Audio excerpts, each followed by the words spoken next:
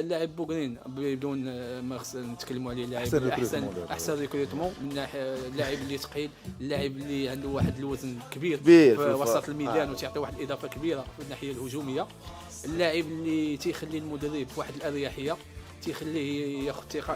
هذا اللاعبين اللي حنا تنعرفوا بحال هاد اللاعبين قلال هاد اللاعبين هذا.